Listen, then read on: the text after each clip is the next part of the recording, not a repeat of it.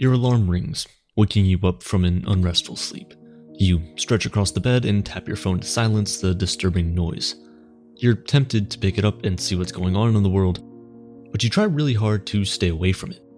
Reminded of all the videos you've watched and podcasts you've listened to that preach the importance of a healthy morning routine. Instead, you lay in bed, hoping for a few more minutes of bliss. You try to relax, to remember the strange dream you had and the fun evening the night before. But instead of your eyes resting half closed, your brain turns on. You may not be feeding your anxiety with the social media or emails, but a different type of worry sets in. A worry far greater than the project update request from your boss or a vacation post from your friend that makes you jealous. It's a feeling of unrest, a feeling that things aren't quite right. You ask yourself, when will this feeling end? When will I finally have peace in my life? Most of us on some level are chasing this feeling of peace. We seek out expensive therapists, read self-help books, listen to happiness and wellness gurus. We're searching for answers that would hopefully make us better, more connected, more tranquil human beings. But what if it's simpler than all that? What if the endless availability of tools for self-improvement has taken us away from the greatest teacher of all? Nature. By nature, I don't mean just trees, animals, and oceans. I'm talking about flow, harmony, and peace. These are the principles of the ancient Chinese philosophy of Daoism, also known as Taoism. Daoism views the ideal human existence as one that relates strictly to nature and the universe. It stresses that to truly live well, we must be in harmony with nature, not fight it. Daoists strive to find the simplest form of all things, the natural clay that gathers on a cliffside rather than the sculpture it can be molded into, or the bark of a tree rather than the block of wood that it becomes. The origins of Daoism date back to 6th century BCE and begin with a figure named Laozi. Laozi was a Chinese philosopher who, some believe, was one of Confucius's early teachers, a name you're perhaps more familiar with. Confucius founded the other reigning philosophical belief in China, Confucianism. But Laozi had a different approach than the morality and human connection-based ideas of Confucianism. The story goes that Laozi decided to leave China because the Zhou dynasty was in decline. On his way out of the country, he was stopped by a guard who begged him to leave behind his teachings. And so the Laozi, the first Daoist text, was born. The caveat to all of this is that there's no concrete proof that Laozi even ever existed. But as with all ancient legends, the factuality of the story is less important than the lessons it teaches us. Because whether or not Laozi existed as a person, the lessons that Daoism teaches still leads many into a peaceful and meaningful life.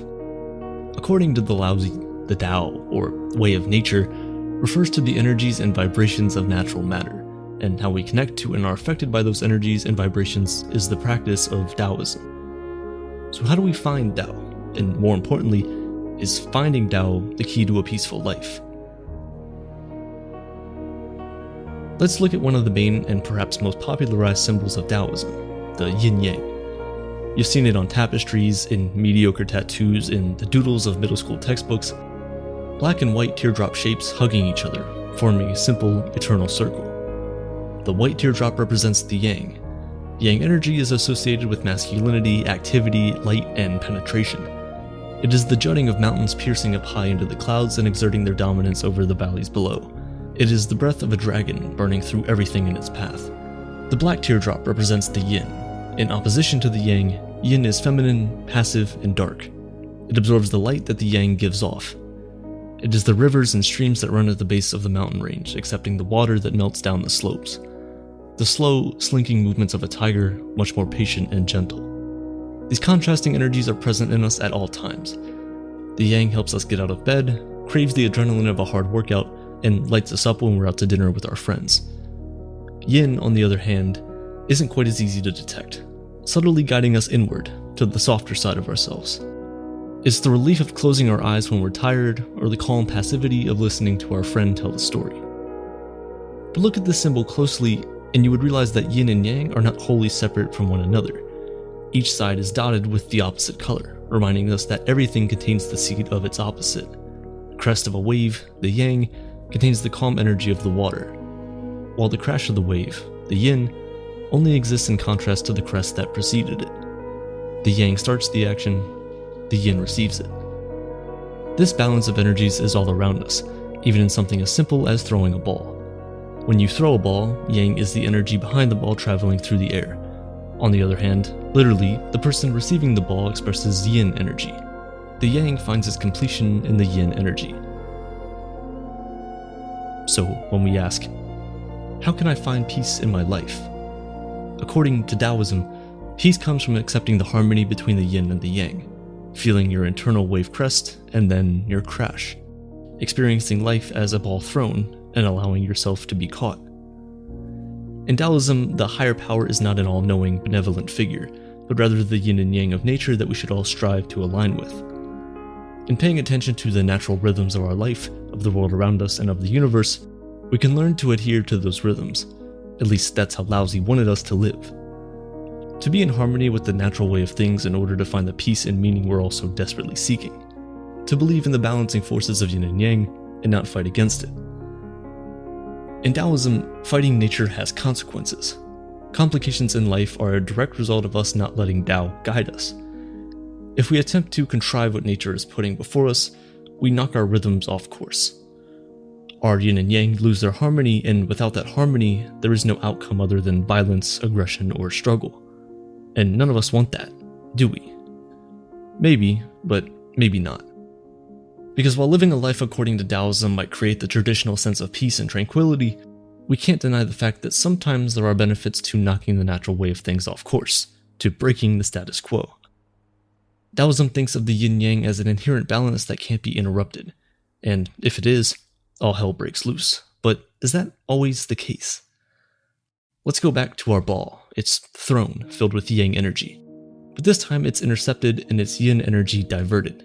Or perhaps it's not caught at all and continues to ricochet off the bleachers and the rafters of a stadium. In that moment, fans start yelling, the faces of kids light up, announcers go wild. As the natural harmony of the ball is interrupted, excitement ensues, something new, something different. Yes, it might be dangerous and maybe even scary, but it is also what often leads to innovation and change. The struggle that comes from us rejecting the natural way of things, from stepping outside the boundaries of what nature has to offer, is what motivates giant leaps forward. If humanity stayed content with the hands nature dealt us, we would never have planted a seed in the ground, and society as we know it wouldn't exist. The truth is that the desire for more has given us gifts that Laozi and his peers never could dream of. We've gone to space, cured diseases, created art, and built financial systems and governments out of nothing. While Daoism might advise us to steer clear of these advancements, very few of us could ever flat out reject them. Can you imagine what our lives would look like if we did? If we truly lived by the yin-yang, respecting the inherent balance of nature and not seeking out anything beyond it? We might enjoy the harmonious existence that Daoists strive for. We might slow down and feel a sense of relief that is seemingly impossible in our fast-paced world. But will we truly be happy? Would we thrive as a species? But perhaps there is a balance to be had. There's only so far a wave can go before it must come crashing down. And sadly, it seems that our society keeps pushing that boundary forward. Today we're taught to assert ourselves and take control of our own destiny. We learn the importance of rituals and routines like not looking at our phones in the morning. These repeated habits hold us accountable and offer structure to our lives. We think they're going to help us attain that peace. We manufacture an environment in which we're led to believe we can thrive. But none of this is living our lives according to Dao. All of these actions, ritual, structure, assertiveness, are the yang energy without much balance. They define a life filled with action and agency, a wave that keeps cresting, growing larger and larger, like the infamous 100-foot waves. But have you ever wondered why those waves are called rogue, freak, or killer waves? It's because they're dangerous, and only a handful of people on the planet can ride them without seriously harming themselves. When our waves start to become larger than we control, perhaps it's time to calm down, to find the yin, to respect Dao. Maybe then we might finally be able to find peace. But what even is peace? For some like Laozi, peace meant accepting and conforming to the yin-yang, the interdependence of nature. But for others, to lose that sense of agency feels like the least peaceful way to live. To give yourself wholly to the whims of nature can be terrifying. The reality is that we all experience harmony in different ways, in which case we can all find our own definition of Dao. If constantly adhering to nature feels like overkill, what can we take away from Daoism that we can adapt to lead a more peaceful life? In 1959, Daoism and other religions were banned in China during the communist takeover. But the philosophy has since seen a resurgence over the past 2 decades, with many people taking aspects of it and incorporating it into their own worldview. Even native Chinese Daoists have since moved away from the texts in favor of more local traditions that express the philosophy. Like so many religions that have been repurposed over centuries, and in this case millennia, there's no singular way to express its ideas.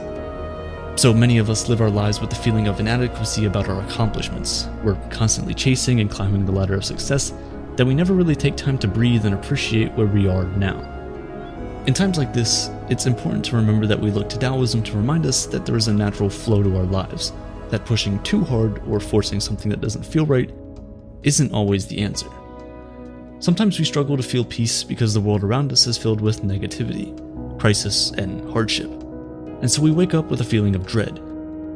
Daoism helps us see that there is a beauty in even the smallest things around us, that there is an inherent balance that we can all be a part of, even if it doesn't seem obvious at the moment. Inevitably, we'll reach for our phones, answer emails, hit the like button on that vacation photograph we're jealous of. We'll stand up and go back to our busy lives filled with short attention spans and the need for instant gratification. We'll forget about the balance. We might gorge ourselves with unhealthy food because we have no time for lunch, or snap at our coworker over the wording of an email. We work ourselves up because that's what life demands of us. It's what keeps us afloat.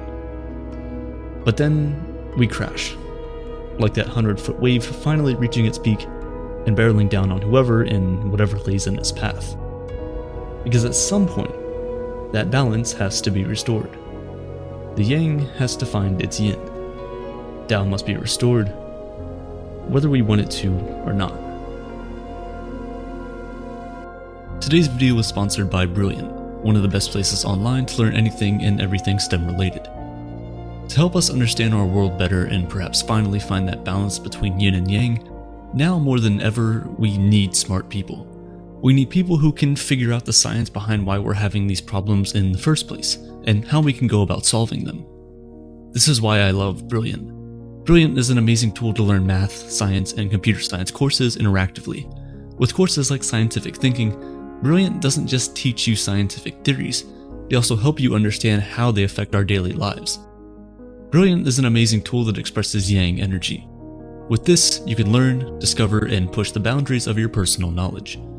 But it also expresses yin energy, by giving you the ability to understand and grasp the concepts you're learning through practical examples in its courses. This makes it a lot easier to understand what you're learning because it's something you can observe yourself in your everyday life. With Brilliant, you can also learn at your own pace and from anywhere in the world too. They also add new exclusive content each month, so there's always something new for everyone. If you're interested in learning more, I highly recommend you check them out. It's free to start, but the first 1,000 people to visit brilliant.org/aperture will get 20% off a premium subscription, which unlocks every single course Brilliant has to offer. There's a ton of value there, and I've used them personally to help create many videos in the past. You'll not only be furthering yourself and your knowledge, but you'll be supporting Aperture at the same time.